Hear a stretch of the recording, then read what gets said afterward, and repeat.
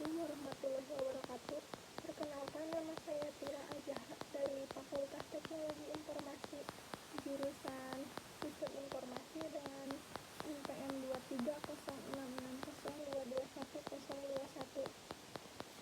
Saya akan mempresentasikan tugas proyek mata kuliah Sistem Operasi. Pada slide pertama, kita akan memulai dengan kelebihan sistem operasi. Yang pertama, sistem operasi Windows. Sistem operasi Windows kelebihannya yaitu ada kompatibilitas perangkat lunak, yaitu seperti Windows memiliki dukungan yang luas untuk aplikasi dan perangkat lunak pihak ketiga. Lalu ada dukungan gaming, yang berarti itu Windows sering menjadi pilihan utama bagi para gamers karena dukungan yang kuat untuk game dan perangkat keras gaming. Lalu ada user friendly interface, yaitu Windows memiliki antarmuka pengguna yang mudah dipahami dan familiar bagi banyak orang. Lalu pada slide kedua, kelebihan sistem operasi Linux. Pada kelebihan sistem operasi Linux itu ada open source, yaitu kode sumber Linux dapat diakses dan dimodifikasi oleh siapa saja, memungkinkan pengguna untuk mengadaptasi sistem sesuai kebutuhan mereka. Lalu ada keamanan. Linux sering dianggap lebih aman daripada sistem operasi lain karena arsitektur yang lebih terbuka dan kemampuan untuk menginstal pembaruan keamanan secara singkat dan cepat. Lalu ada kustomisasi. Pengguna memiliki tingkat kustomisasi yang tinggi di Linux, mulai dari antarmuka pengguna hingga konfigurasi sistem yang mendalam. Slide yang ketiga, kelebihan sistem operasi macOS. Pada kelebihan sistem operasi macOS itu ada antarmuka dan desain, ada ekosistem Apple, dan kinerja dan kestabilan. Antarmuka dan desain itu, macOS dikenal karena antarmuka pengguna yang elegan dan desain yang konsisten di seluruh sistem. Lalu ekosistem Apple itu pengguna macOS mendapat manfaat dari integrasi yang kuat dengan produk Apple lainnya, seperti iPhone dan iPad. Lalu yang terakhir, kinerja dan kestabilan. macOS sering dianggap sangat stabil dan memiliki kinerja yang baik. Terutama terakhir ada kelebihan sistem operasi Android. Yang pertama ada fleksibilitas, kedua ketersediaan aplikasi, lalu integrasi Google Service. Untuk fleksibilitas Android adalah sistem operasi open source yang memiliki fleksibilitas bagi pengembang dan pengguna untuk menyesuaikan dan mengatur perangkat mereka sesuai keinginannya. Lalu ketersediaan aplikasi. Google Play Store menyediakan akses ke ribuan aplikasi, baik gratis maupun berbayar, untuk memenuhi berbagai kebutuhan penggunanya. Lalu integrasi Google Service. Android terintegrasi dengan layanan Google seperti Gmail, Google Drive, dan Google Maps, menyediakan pengalaman yang terhubung secara mulus. Lalu untuk slide selanjutnya, ada alasan utama sistem operasi Linux belum mampu mengalahkan popularitas Windows di kalangan masyarakat umum. Di slide ini ada preinstalasi, kemudahan pengguna, dukungan dan layanan, lalu pemasaran, yang terakhir kompatibilitas perangkat lunak. Untuk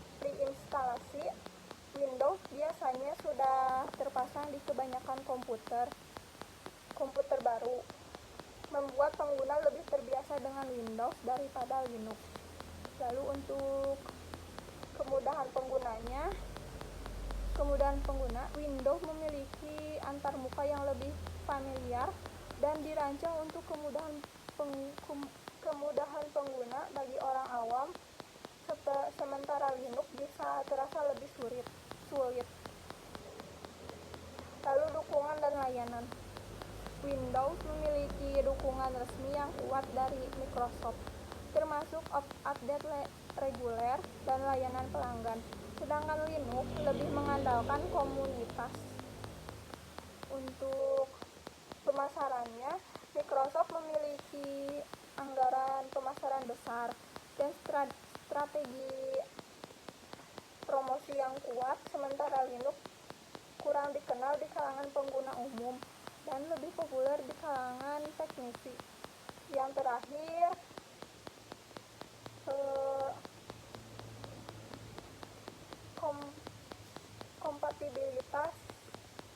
kompatibilitas perangkat lunak. Banyak aplikasi populer dan game hanya tersedia atau lebih mudah dijalankan di Windows, sedangkan Linux dukungannya terbatas. Baik, untuk slide selanjutnya ada proses dalam sistem operasi. Proses dalam sistem operasi adalah program yang sedang berjalan. Proses baru dibuat oleh proses induk melalui sistem call. Sistem operasi itu menentukan proses mana yang akan dijalankan oleh CPU menggunakan algoritma penjadwalan. Lalu proses bisa berada dalam beberapa keadaan seperti baru, siap, berjalan, menunggu, atau selesai. Dan sistem operasi mengelola transisi antar keadaan ini.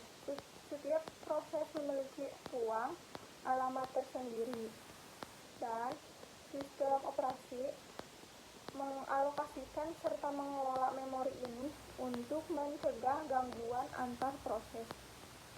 Lalu proses berkomunikasi dengan proses lain melalui metode seperti pesan atau memori bersama.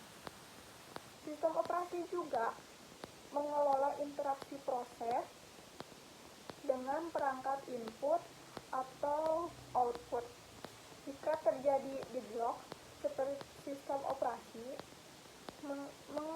mendeteksi dan menanganinya ketika proses selesai. Sistem operasi membersihkan semua sumber daya yang digunakan oleh proses tersebut. Slide selanjutnya ada istilah ready, running, blockade dalam sistem operasi. Yang pertama, saya akan menjelaskan untuk bagian ready. Ready itu proses berada dalam keadaan siap untuk dieksekusi oleh CPU, tetapi belum dijadwalkan untuk berjalan.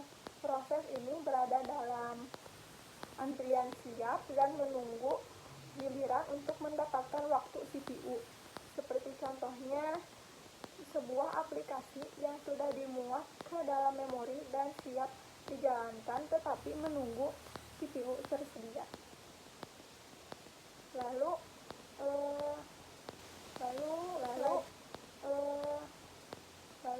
slide selanjutnya istilah running. Running itu proses sedang dieksekusi oleh CPU. Pada tahap ini, instruksi dari proses tersebut dijalankan oleh CPU. Contohnya seperti aplikasi pemutar musik yang sedang memutar lagu. Lalu istilah yang terakhir adalah blockade. Blockade itu seperti proses tidak dapat melanjutkan eksekusinya sampai kondisi tertentu terpenuhi atau sampai sumber daya yang dibutuhkan tersedia. Proses ini menunggu peristiwa eksternal seperti input dari pengguna, penulisan ke disk, atau penyelesaian operasi input-output.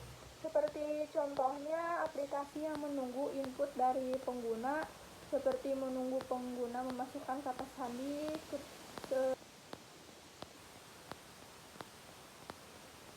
selanjutnya ada penjadwalan proses operasi.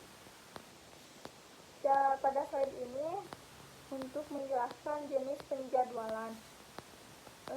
Jenis penjadwalan itu ada jangka pendek, jangka menengah, dan jangka panjang.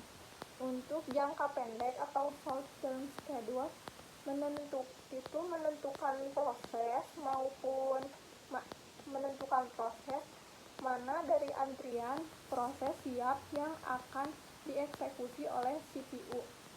Proses jangka pendek ini dilakukan sangat sering, biasanya dalam hitungan milidetik.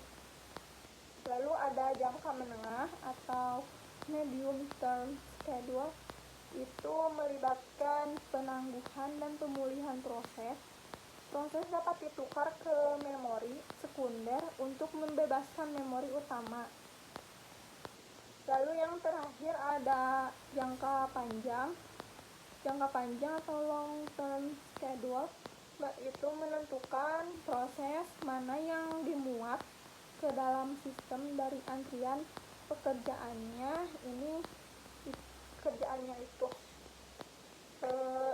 Ini mengendalikan jumlah proses dalam memori utama untuk menjaga keseimbangan beban. Lalu untuk selanjutnya ada algoritma penjadwalan. Ada platform saat melayani proses dijalankan berdasarkan urutan kedatangan. Proses pertama yang datang adalah yang pertama dijalankan. Lalu ada shortest job next. Proses dengan waktu eksekusi terpendek dijalankan lebih dulu, ini mengurangi waktu tunggu rata-rata. Lalu yang ketiga ada round robin. Setiap proses diberi waktu eksekusi yang sama atau quantum waktu. Setelah quantum waktu habis, proses berikutnya dalam antrian akan dijalankan. Lalu ada priority schedule. Itu proses dengan prioritas tertinggi dijalankan lebih dulu. Prioritas bisa statis atau dinamis. Lalu ada yang terakhir ada multi level QLW. Proses dikelompokkan ke dalam beberapa antrian berdasarkan karakteristik seperti prioritas atau jenis proses. Setiap antrian bisa menggunakan algoritma penjadwalan yang berbeda. Lalu dalam penjadwalan proses operasi yang terakhir ada prime type dan non prime type. Untuk penjadwalan non prime type, proses berjalan sampai selesai atau memasuki keadaan menunggu sebelum proses lain bisa dijadwalkan. Lalu untuk penjadwalan prime type, sistem operasi dapat menghentikan proses yang sedang berjalan untuk menjalankan proses lain yang lebih prioritas, memungkinkan respon yang lebih cepat terhadap proses penting.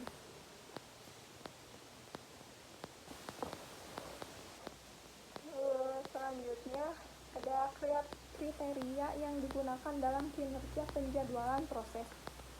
Yang pertama itu ada utilisasi CPU maksimal. Itu memastikan CPU selalu aktif dan tidak menganggur untuk meningkatkan kinerja sistem secara keseluruhan.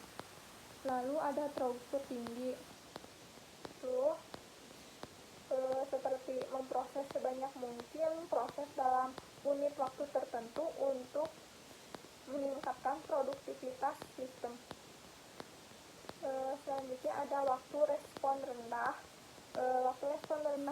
menyediakan respon yang cepat terhadap permintaan pengguna atau proses yang kritis untuk mempertahankan kinerja aplikasi yang lancar.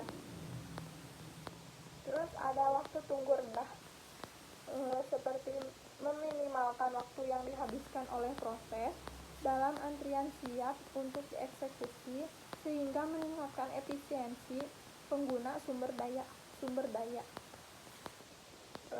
Fairness atau keadilan, memberikan perlakuan yang adil kepada semua proses sehingga tidak ada proses yang mendominasi sumber daya CPU atau mengalami kelaparan atau seperti starvation.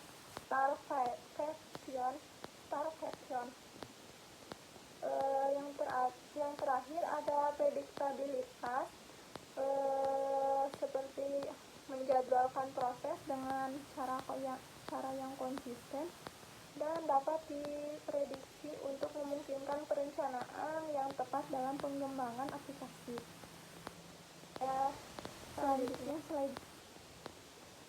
Selanjutnya ada konsep penjadwalan FIFO atau first in first out. Konsep itu untuk FIFO first in first out adalah salah satu algoritma penjadwalan yang paling sederhana dalam penjadwalan FIFO. Proses diberikan prioritas berdasarkan urutan kedatangan mereka. Artinya proses yang pertama kali tiba atau masuk ke dalam antrian akan menjadi yang pertama dieksekusi oleh CPU. Keuntungan dari algoritma penjadwalan FIFO adalah kesederhanaannya dan tidak adanya overhead dalam pengelolaan prioritas proses. Namun kelemahannya adalah tidak mempertimbangkan waktu eksekusi proses. Akibatnya, proses dengan waktu eksekusi panjang yang mungkin tiba lebih awal dapat menahan CPU untuk waktu yang lama, mengakibatkan waktu respon yang lambat dan penggunaan CPU yang tidak efisien. Slide terakhir saya akan menjelaskan slide terakhir, pembuatan Gantt chart. Saya akan menjelaskan itu terlebih dahulu. Gantt chart itu adalah alat visual untuk menggambarkan urutan eksekusi proses beserta waktu mulai dan waktu selesai masing-masing proses. Langkah-langkahnya itu seperti ini,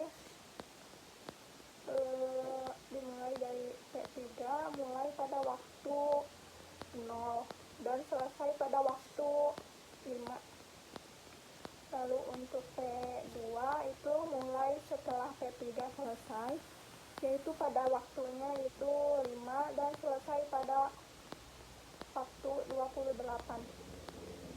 Hasil dari 28 itu 5 ditambah 23. Lalu selanjutnya untuk P5 itu mulai setelah P1 selesai, yaitu pada waktu 28 dan selesai pada waktu 38. 38 itu hasil dari 28 tambah 10. Lalu untuk P4 mulai setelah P5 selesai, yaitu pada waktunya itu 38 dan selesai pada waktu 54. 54 itu didapatkan dari 38 tambah 16. Terakhir itu ada P1. P1 itu mulai setelah P4 selesai, yaitu pada waktu 54 dan selesai pada waktu 58. 58 itu didapatkan dari 54 ditambah 4. Setelah itu saya akan menjelaskan untuk waiting time. Waiting time itu untuk dimulai dari P3. P3 itu proses pertama, jadi waktu tunggunya itu adalah